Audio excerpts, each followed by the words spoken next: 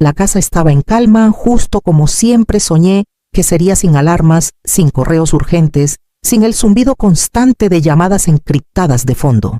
Solo el canto de los pájaros colándose por la ventana abierta de la cocina y el tintineo rítmico de mi cucharita contra una taza de cerámica un poco rota.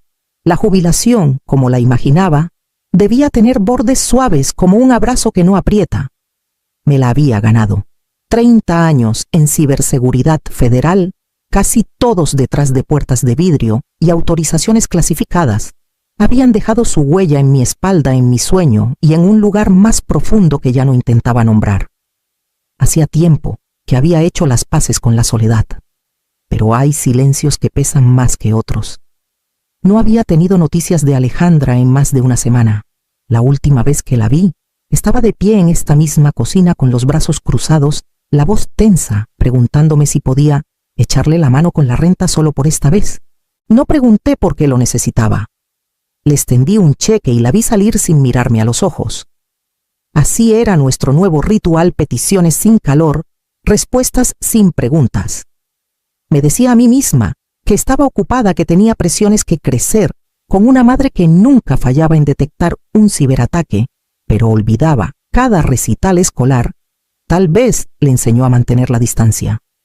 Nunca cuestioné su frialdad en voz alta. Le temía demasiado a la respuesta. Fue un martes cuando encontré el sobre, sin remitente. Solo mi nombre escrito en letras duras y precisas. El matasellos era local de Querétaro.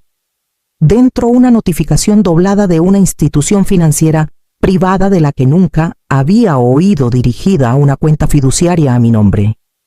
El detalle es que yo nunca abrí esa cuenta. Me senté en la mesa del comedor con manos firmes, recorriendo cada línea con la mirada. Pagos. Términos de un préstamo. Un cofirmante registrado. El nombre de Alejandra estaba ahí escondido entre el lenguaje legal que conocía demasiado bien. No hice ruido. No llamé a nadie. Solo me quedé ahí dejando que el sol de la mañana avanzara por el suelo, calentando todo, menos el centro de mi pecho. Algo había cambiado. No solo en los hechos que acababa de descubrir, sino en el espacio que nos separaba. Y de pronto supe que este silencio no era paz. Era el tipo de calma que llega antes de una tormenta. El segundo sobre era más grueso. Llegó 3 días después del primero. El mismo blanco simple, la misma precisión fría en las letras. Ya sabía que no era un error. Los que te roban no mandan flores, mandan papeles. Dentro había una notificación formal. Papel membretado. Petición presentada. Demandante Alejandra Morales. Acusaciones: mal uso de bienes familiares, inestabilidad psicológica, solicitud de control total sobre propiedades y cuentas compartidas. Leí el documento 2 veces antes de permitirme sentarme. No lloré. Creo que esa parte de mí se apagó hace mucho. Pero mis manos temblaron al guardar las hojas en el sobre. No era miedo. Era el peso abrumador de lo bien que ella había planeado todo. Esto no fue algo impulsivo. Fue coordinado, ensayado, firmado y sellado. En la parte inferior había un número de su abogada, alguien de un despacho elegante en Polanco, especializado en resolución de conflictos familiares complejos. Había oído de ellos una vez en un caso donde un padre anciano perdió el control de su patrimonio ante un hijo que no le hablaba desde hacía años. Pasé la siguiente hora caminando de cuarto en cuarto en mi casa, el lugar que construí después de años de rentar, mudar, sacrificar. Cada interruptor y bisagra guardaba un recuerdo. La primera bici de Alejandra estuvo apoyada en el porche un verano entero antes de que la dejara de usar. Sus dibujos aún vivían en una caja en el piso de arriba. La misma hija que alguna vez me rogó que le trenzara el cabello antes de ir a la escuela, ahora quería que un juez me declarara incapaz. La fecha de la audiencia estaba marcada en tinta negra, clara 3 semanas a partir de ahora. La noticia corrió rápido. No le conté a nadie, pero de alguna forma la gente empezó a saberlo.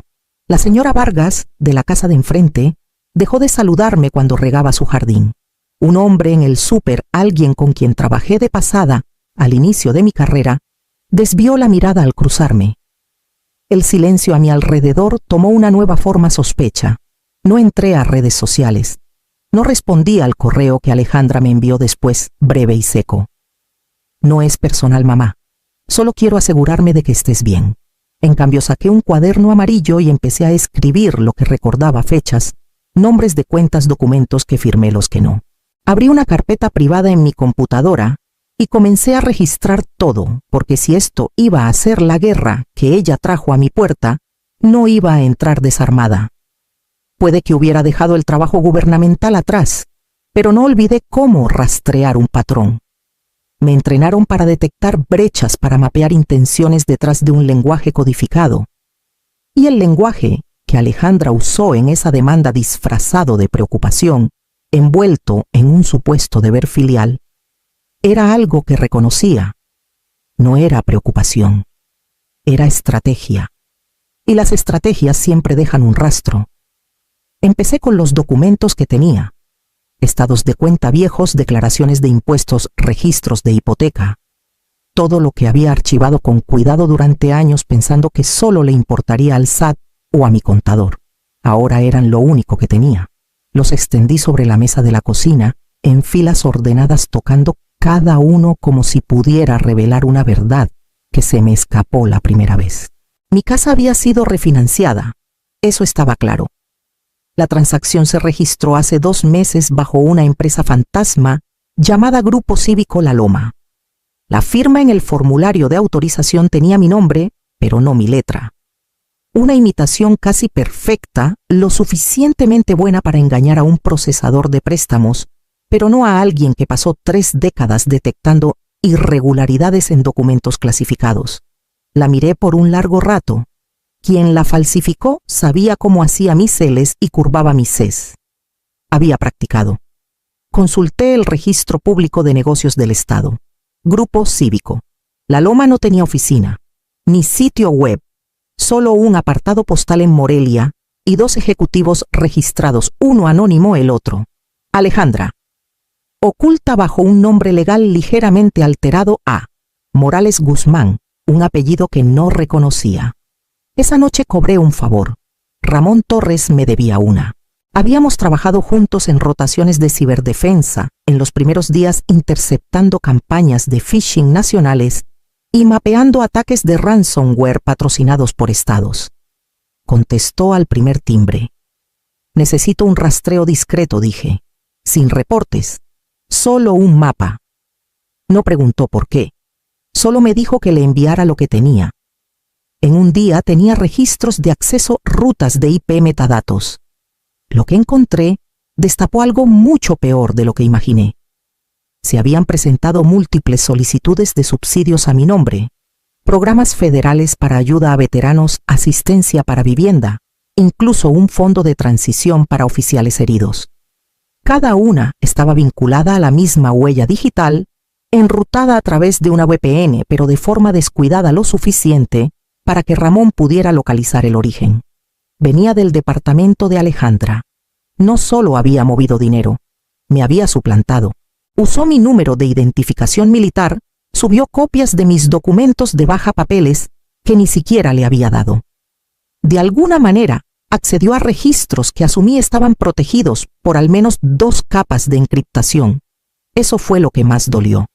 No que mintiera, sino que lo hizo con tanta facilidad. Sabía dónde buscar. Imprimí todo: capturas de pantalla, marcas de tiempo, reportes de metadatos. Crucé fechas y cantidades, registré las conexiones en una hoja de cálculo digital y guardé los archivos en 2 memorias USB encriptadas. Una fue a una caja de seguridad en el centro. La otra la puse en la caja fuerte ignífuga atornillada al piso de mi closet. Antes de cerrarla, añadí una cosa más. Una carta escrita a mano, solo unas líneas. Si algo me pasa, esto no es paranoia, es prueba. Léanlo todo. La doblé con cuidado y la puse encima de la memoria, luego cerré la puerta y giré el dial. Mi mano se quedó un momento en el acero frío antes de darme la vuelta. Esa noche no pude dormir. Me quedé en la ventana viendo cómo la luz del porche proyectaba sombras largas en el patio. Pensaba en los años que pasé enseñándole a Alejandra cómo estar segura en línea, cómo hacer contraseñas únicas, cómo verificar un enlace antes de hacer clic. Nunca imaginé que necesitaría enseñarle a no convertirse en la amenaza. Pero en algún momento ella aprendió todas las lecciones equivocadas. Y yo empezaba a entender hasta dónde estaba dispuesta a llegar. Preparé la cena como a ella le gustaba, antes salmón sellado en sartén, zanahorias asadas, con un toque de miel y arroz jazmín. Hasta puse la mesa con las servilletas de lino que ella eligió de una tienda de descuentos cuando tenía 12 años, orgullosa de su buen ojo para los colores. No las había usado en años. Todavía olían ligeramente a detergente de limón y a tiempo. Alejandra llegó tarde, vestida con tonos neutros que la hacían parecer mayor, más fría. Recorrió la sala con la mirada como si estuviera valuando una propiedad, no visitando a su madre. Intercambiamos saludos breves mientras servía la comida. Apenas tocó su plato. Esperé hasta que terminamos. Entonces puse una sola hoja impresa en la mesa entre nosotras. ¿Reconoces esto?, pregunté, manteniendo la voz firme. No se inmutó. Solo bajó la vista al documento, el formulario de refinanciamiento de la hipoteca, con mi nombre en una firma que no era mía. Sus labios se curvaron, no del todo una sonrisa. Se recargó en la silla. Siempre tan dramática, dijo. Es solo una casa, mamá. Vives en ella. No, esa no es la cuestión, respondí. Puso los ojos en blanco. Siempre estabas ocupada salvando al mundo para ser madre. Ahora actúas sorprendida de no haber visto lo que pasa bajo tu propio tejado. Sus palabras pegaron como bofetada, no ruidosa pero profunda. Aún así, me mantuve firme. ¿Algo de eso fue real?, pregunté en voz baja. Las noches que leíamos juntas, tus dibujos en el refri, la forma en que tomabas mi mano al cruzar la calle. ¿Algo de eso fue real? No respondió. Solo tomó su bolsa, se levantó y miró hacia el pasillo, como si no pudiera salirlo bastante rápido. No es personal, murmuró. Solo hiciste imposible hacer las cosas por las buenas, y se fue. La puerta se cerró con un clic suave, pero el silencio que dejó fue brutal. Me quedé ahí mucho después de que la comida se enfriara mirando la silla vacía. No me enojé, no rompí nada. Solo dejé que todo subiera sin invitación desde un lugar que pensé que se había secado hace tiempo. Las lágrimas vinieron lentas, constantes, no de enojo, sino de duelo, el luto silencioso por una hija que ya no reconocía. Y cuando los sollozos pasaron, supe qué tenía que hacer. Vestí de negro. No por luto, no por teatro, solo negro. Líneas limpias, tela planchada, zapatos que no usaba desde un funeral hace 3 años. Caminé sola por la entrada del juzgado. Nadie me miró a los ojos. Vi a mi vecina de 2 casas más allá, la señora Mendoza, cerca del punto de seguridad. Solía traerme pan de jengibre en Navidad. Hoy miró a otro lado como si no estuviera ahí. Alejandra estaba fuera, cerca de las escaleras, flanqueada por su abogada, y un joven con una cámara al cuello. Sonreía, hasta reía como si esto fuera un evento para la prensa. Su cabello estaba rizado, su abrigo caro, y hablaba con esa calidez falsa que usaba como perfume. La abogada le susurró algo, y ella asintió. Sus ojos se desviaron hacia la entrada cuando pasé. No aminoré el paso. Adentro el juzgado olía a papel polvo y espera. Tomé asiento en silencio cerca del frente. El juez entró con la formalidad usual, pero todo lo que siguió se sintió irreal. Me quedé quieta con las manos cruzadas en el regazo, mientras mi propia hija intentaba borrarme. La abogada de Alejandra era pulida y afilada. Me llamó controladora, emocionalmente inestable, paranoica. Citó la distancia entre nosotras como prueba de inestabilidad. Leyó mensajes de texto fuera de contexto. Reprodujo grabaciones de voz cortadas justo antes de la explicación. Me pintaron como una mujer desmoronándose, una exempleada federal. Respetada ahora, demasiado frágil para manejar sus propios asuntos. Alejandra jugó bien su papel. Bajó la mirada en los momentos justos, se secó los ojos, sin arruinar su delineador. Le dijo al juez que temía por mi seguridad, que solo hacía esto para proteger a su madre de sí misma. Lo llamó un acto de amor. No dije nada. Dejé que todo cayera palabra tras palabra, mentira tras mentira. Los vi construir un caso con distorsiones y los dejé porque no estaba ahí para discutir. Estaba ahí para terminarlo. Cuando el juez preguntó si quería responder, me levanté. Señor juez, dije con voz calma pero firme, antes de que se tome una decisión, pido que se lea esto. Di un paso adelante y puse una sola hoja en el estrado. Una hoja, sin discursos, sin emociones. Solo un documento que había estado esperando en silencio como yo. El juez ajustó sus lentes, tomó el papel y comenzó a leer. Di un paso atrás, cruzando las manos de nuevo. Y cuando su expresión cambió, supe que habíamos llegado al momento para el que me había preparado.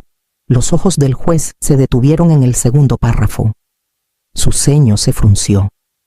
Para el tercero, dejó de leer en voz alta. Escaneó el resto en silencio con labios apretados y mirada dura. Pude sentir el cambio en la sala antes de que hablara el borde silencioso de la respiración contenida de posturas que se tensaban de confianza, que se tambaleaba. Puso la hoja con cuidado. Luego miró al alguacil y dijo: «Cierren la sala, nadie sale. Llamen a la oficina de alguaciles federales». Una ola de confusión recorrió el juzgado. El alguacil dudó mirando al juez como pidiendo confirmación. La recibió con un asentimiento firme. Las puertas se cerraron con un clic sólido y resonante. Los cerrojos se deslizaron en su lugar. Alejandra se enderezó en su asiento con una alarma destellando en su rostro como una nube de tormenta. Su abogada se inclinó hacia ella susurrando rápido y bajo. Ella se giró hacia mí, buscando algo, tal vez una señal de alivio o un resquicio. No le di nada. Los agentes entraron en silencio con propósito. 3 de ellos, todos con chaquetas simples, y esa presencia que no necesita placa para notarse. Uno se acercó al juez, le susurró algo al oído. Otro se dirigió a la mesa de la demandante. Las manos de Alejandra temblaban ahora. «¿Qué es esto?», preguntó con la voz quebrada. «Esto es una locura». El agente no respondió. Sacó una orden de su bolsillo y la puso en la mesa. Alejandra Morales queda bajo custodia por cargos federales de fraude financiero, robo de identidad y uso no autorizado de sistemas de ayuda militar federal. Su boca se abrió, pero no salió sonido. Su abogada intentó intervenir, pero otro agente se interpuso. Entonces se mencionó un nombre: Javier Guzmán. Y otro hombre en la galería, sentado en silencio 2 filas atrás, se puso de pie de repente. No lo había visto entrar.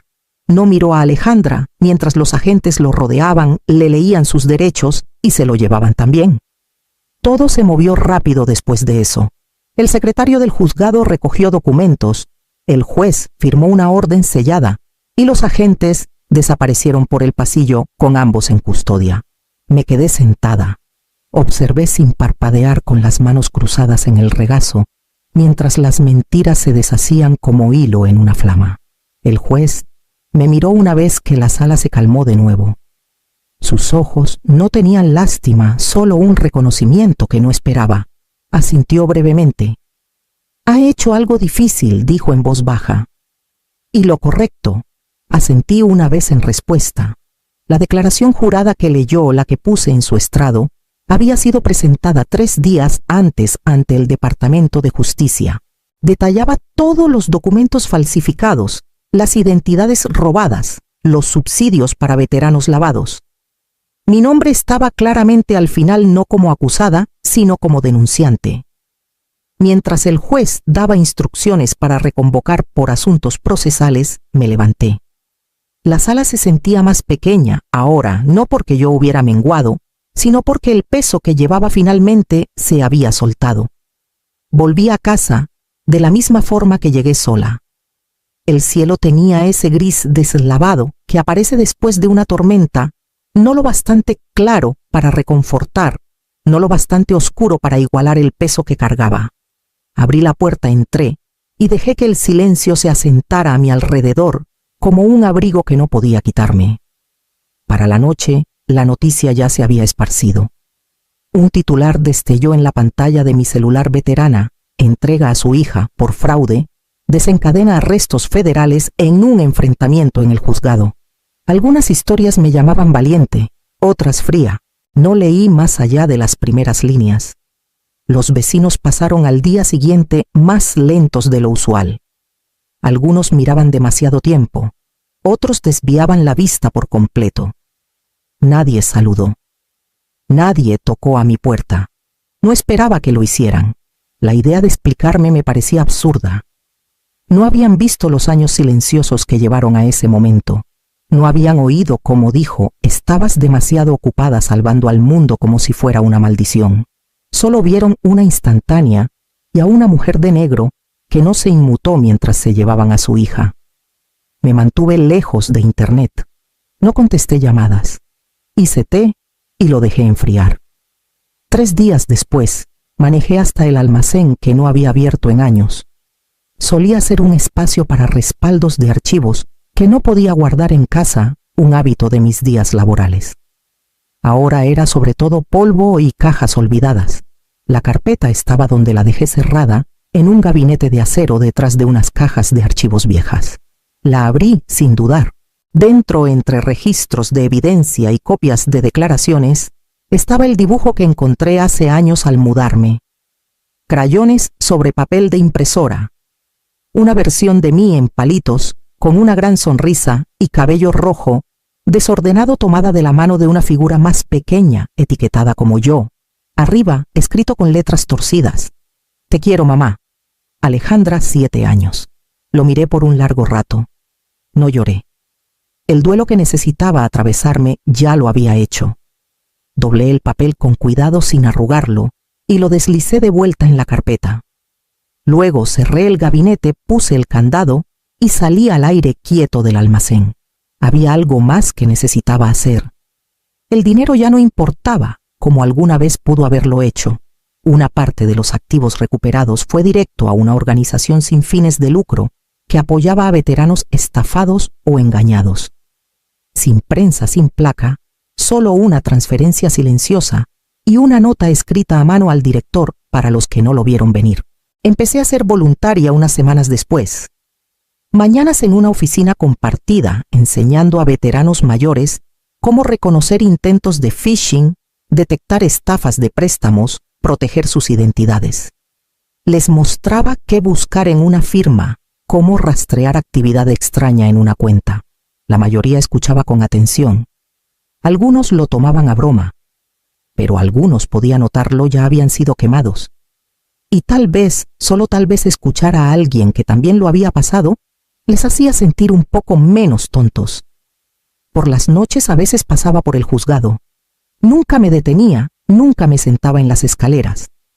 Solo caminaba despacio, con paso firme. La gente asumía que lo evitaba, que nunca querría estar cerca de ese lugar otra vez.